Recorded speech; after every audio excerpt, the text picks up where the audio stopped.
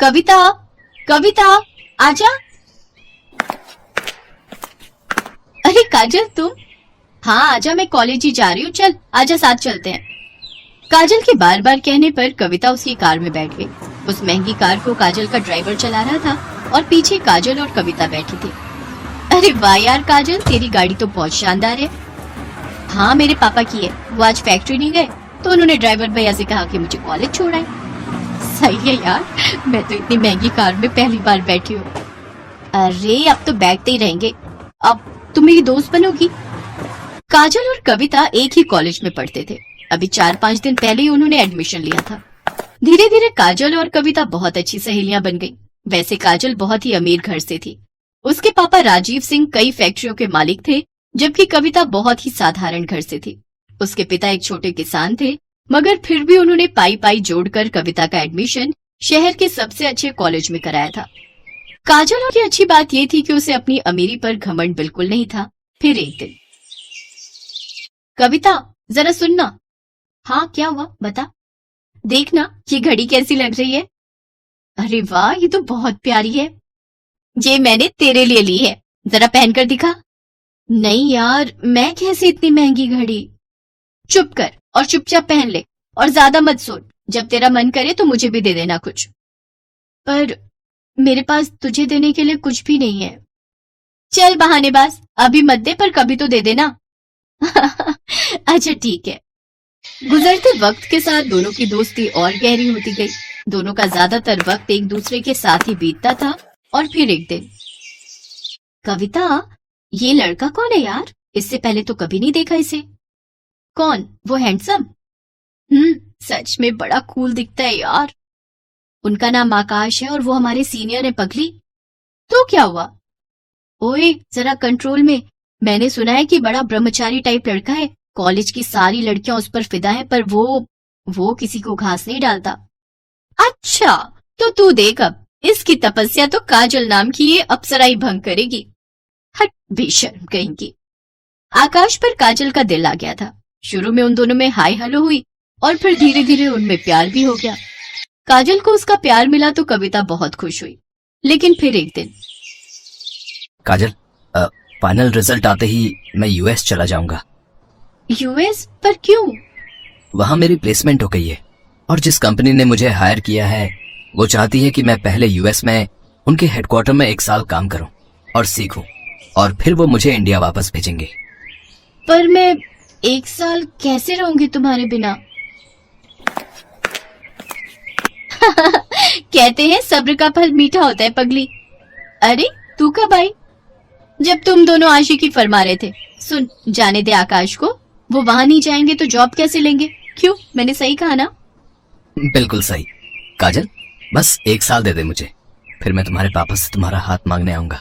ठीक 1 महीने बाद आकाश काजल से विदा लेकर विदेश चला गया। काजल उसे याद करती और हसीन सपने बुनती, लेकिन होनी को तो कुछ और ही मंजूर था। अचानक काजल ने कॉलेज आना बंद कर दिया। उसका फोन भी बंद आ रहा था। कविता को उसकी चिंता होने लगी तो एक दिन वो काजल के घर ही पहुंच गई। वहां उसका सामना काजल के पिता राजीव सिंह से हुआ। कौन हो तुम और क्या चाहिए? जी मैं वो काजल की दोस्त हूँ, उसे कुछ नोट्स देने आई थी। नोट्स? उनकी कोई जरूरत नहीं है, अब हो गई काजल की पढ़ाई। पर अभी कैसे, अभी तो लास्ट सेमेस्टर बाकी है ना अंकल।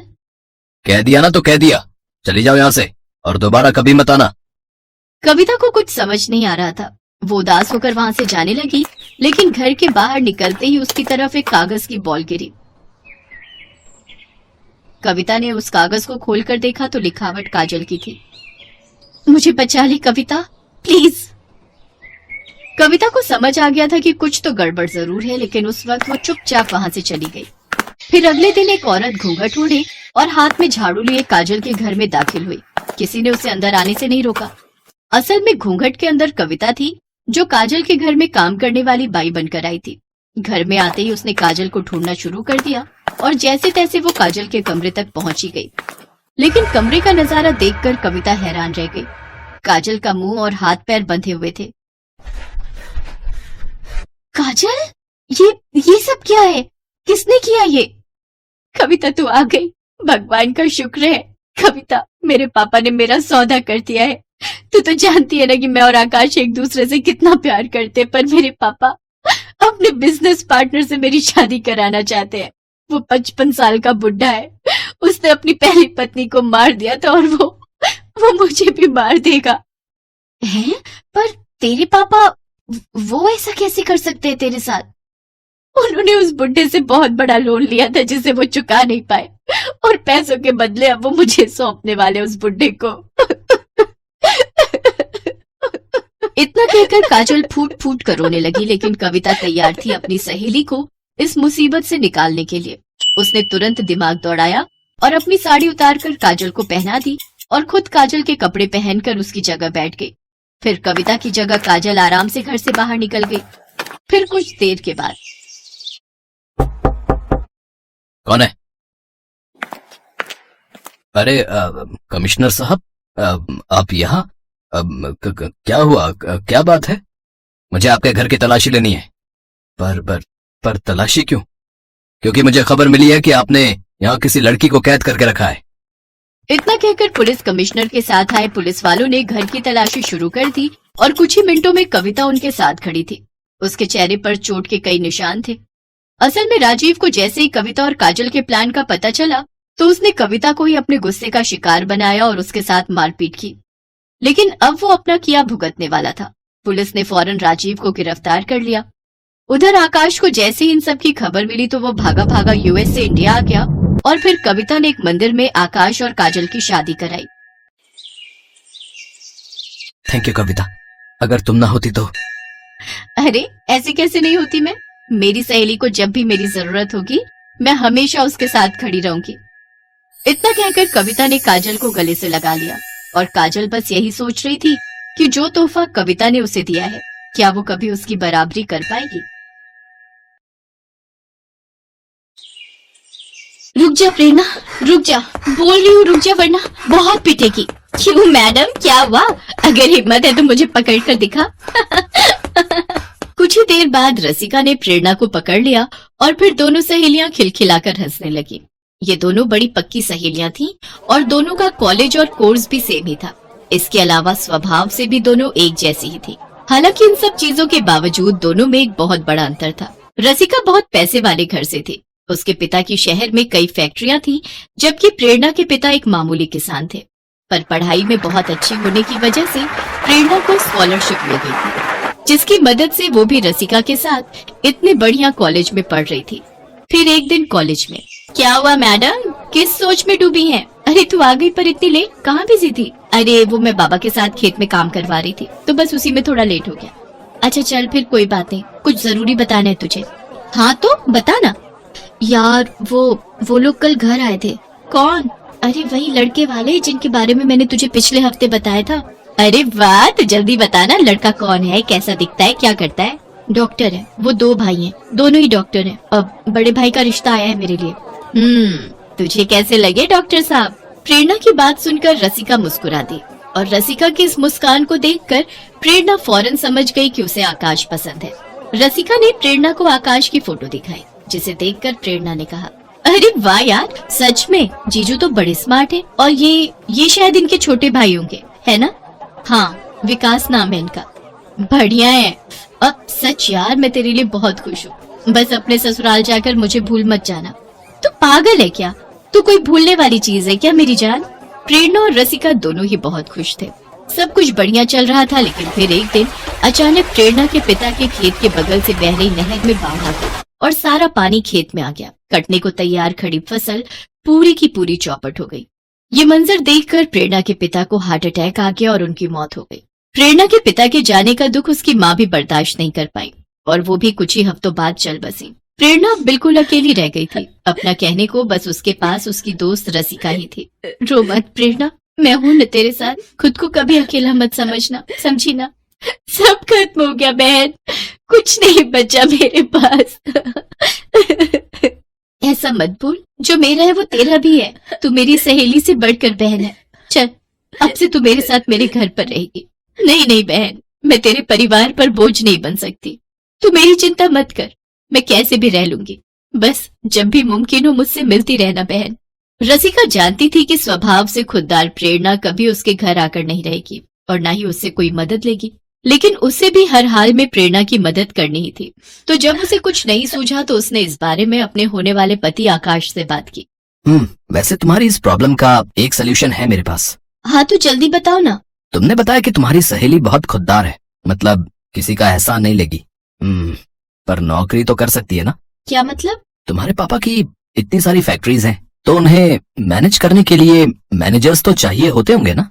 रसिका को आकाश ने बहुत अच्छा आइडिया दे दिया था। अगले ही दिन रसिका ने प्रेरणा से इस बारे में बात की। पहले तो प्रेरणा ने इनकार किया, लेकिन रसिका के बार बार कहने पर वो मान गई। रसिका ने अपने पापा से इस बारे में बात की तो उन्हें भी प्रेरणा को अपनी एक फैक्ट्री का मैनेजर बनाने में कोई परेशानी नहीं थी, क्योंकि वो भी प्रेरणा को काफी पहले से जानते थे और असल में वो भी प्रेरणा को अपनी बेटी जैसा ही समझते थे। तो इस तरह प्रेरणा अब रसिका के पापा की फैक्ट्री में मैनेजर बन गई। कुछ ही दिनों बाद कॉलेज का रिजल्ट भी आ गया और प्रेरणा ने पूरे कॉलेज में टॉप किया। इसके साथ ही प्रेरणा अपनी नौकरी भी पूरी ईमानदारी और मेहनत से कर रही थी। कुछ ही समय में वो फैक्ट्री का सारा काम बहुत अच्छे से संभालने लगी। अपनी शादी की तैयारियों का हवाला देकर रसिका ने किसी तरह प्रेरणा को उसके साथ उसी के घर में रहने के लिए भी मना लिया। फिर एक दिन, अरे रसिका। हाँ जी पापा। बेटा, ये प्रेरणा तो सच में बहुत होशियार है। पता है, जिस फैक्ट्री में पिछले 1 साल से मुझे कुछ नहीं बच रहा था, प्रेरणा के आते ही न सिर्फ ऑर्डर बढ़े हैं, बल्कि वो फैक्ट्री तो मुनाफे में भी आ गई है। हाँ तो ऐसे थोड़ी ना मैंने आपको उसे जॉब पर रखने को बोला था। वो सच में बहुत अच्छी है। हाँ बेटा, सच में बड़ी प्यारी बच्ची है। जितनी समझदार और मेहनती है, उतनी ही संस्कारी भी है। लेकिन किस्मत ने बड़ा बुरा खेल खेला है बेचारी के साथ। सच में, अगर मेरा कोई बेटा होता तो मैं प्रेरणा को अपने घर की बहू बना लेता। अपने पिता की इस बात पर रसिका मुस्कुरा दी, लेकिन कहीं न कहीं उसे ये भी एहसास था कि वाकई उसकी शादी हो जाने के बाद प्रेरणा बहुत अकेली पड़ जाएगी और भविष्य में उसकी शादी भी किससे और कैसे होगी, ये भी एक बड़ा सवाल था। फिर एक दिन, ओए प्रेरणा की बच्ची, हाँ बोलना, तू मैनेजर क्या बन गई? बड़े नखरे हो गए तेरे। मेरे लिए बिल्कुल भी टाइम नहीं है तेरे पास। मेरी शादी आ रही है और तू है कि बस फैक्ट्री से घर और घर से फैक्ट्री में ही उलझी रहती है। मेरा लहंगा, पार्लर और ज्वेलरी कुछ भी फाइनल नहीं हुआ अब तक। अच्छा बाबा, मैं अंकल से बात करके छुट्टी ले लेती हूँ और आज के आज सब फाइनल कर देते हैं। अब तो ठीक है ना? पापा से मैंने बात कर ली है, तेरी छुट्टी अप्रूव्ड है। चल अब जल्दी से मेरे साथ चल। ऐसे ही रसिका की शादी का दिन भी आ गया। गहनों से लदी रसिका दुल्हन के रूप में बहुत ही सुंदर लगेगी। रसिका के पापा ने शादी में अपनी हैसियत के अनुसार काफी खर्च किया था। शादी की तैयारियां पूरी थी और दूसरी तरफ जग्गा डाकू भी तैयार था। जग्गा डाकू और उसकी गैंग के नाम से ही सब डरते थे। सारे लोग हैं, चल चुपचाप से हाथ ऊपर करे, कोई होशियारी नहीं है। ए बगीरा, जाबे दुल्हन के सारे गहने ले आ। जग्गा और उसके आदमी बंदूक लेकर खड़े थे। बंदूक के खौफ से हर कोई सन्न था। जग्गा के साथियों ने रसिका से उसके गहने छीनने की कोशिश की, लेकिन रसिका उन्हें धक्का देकर भागने की कोशिश करने लगी। तभी जग्गा ने बंदूक रसिका की तरफ तानी और गुस्से से बोला, ए लड़की, रुक जा वरना गोली मार दूंगा, समझी? जग्गा ने सिर्फ कोरी धमकी नहीं दी, गहने हाथ से निकलते देख जग्गा ने रसिका को निशाना बनाकर गोली चला भी दी थी। लेकिन तभी ऐन मौके पर प्रेरणा गोली और रसिका के बीच आ गई। गोली लगते ही प्रेरणा जमीन पर गिर पड़ी। लेकिन इसी बीच किसी ने पुलिस को खबर कर दी थी और पुलिस की गाड़ी का सायरन सुनते ही जग्गा डाकू और उसकी गैंग वहां से भाग खड़ी हुई। रसिका तो बच गई, लेकिन अब प्रेरणा की हालत नाजुक थी। उसे फौरन अस्पताल ले जाया गया और काफी देर बाद जाकर उसे होश आया। ये तूने क्या किया पगली? तू ठीक है न रसिका? मैं तो ठीक हूँ, पर तू बीच में क्यों आई? तू मेरी बहन है रसिका, मैं तुझे कुछ कैसे होने देती। उसके बाद रसिका का पति आकाश वहाँ आया। क्यों साली साहिबा, कैसी हैं अब आप? कोई दिक्कत तो नहीं? जी डॉक्टर साहब, सब ठीक है। थैंक्स मेरा इलाज करने के लिए। थैंक्स बोलना है तो मुझे नहीं, इससे बोलिए, क्योंकि आपका ट्रीटमेंट मैंने नहीं, इसने किया है। इतना बोलकर आकाश ने अपने छोटे भाई विकास की तरफ इशारा कर दिया, जो वहीं पर खड़ा था और प्रेरणा को बस देखे जा रहा था। प्रेरणा भी विकास से कुछ न कह सकी और बस उसे देखती रह गई। लेकिन इन दोनों के बीच की एक खामोशी रसिका ने पढ़ ली और फिर कुछ दिनों के बाद, अरे रसिका, ये सब क्या है? इतना सारा सामान ये किसके लिए लाई है? अपनी होने वाली देवरानी के लिए। अच्छा, तो विकास जी का रिश्ता तय हो गया, अच्छी बात है। कौन है लड़की?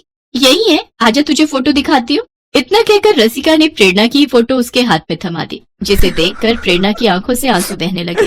नहीं रसिका, ये सही नहीं है। न तो मैं विकास जी के लायक हूँ और न ही मेरी हैसियत।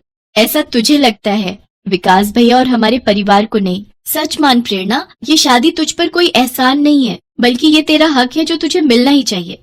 हाँ, पर मेरी एक शर्त है, शादी के बाद मैं तेरी जेठानी हो जाऊंगी तो थोड़ा अदब से बात करना मुझसे, समझी? रसिका की बात सुनकर प्रेरणा मुस्कुरा दी। अब सब ठीक होने वाला था। दोनों सहेलियों से बहन बनने के बाद अब जेठानी देवरानी बनकर हमेशा एक दूसरे के साथ और खुश रहने वाली।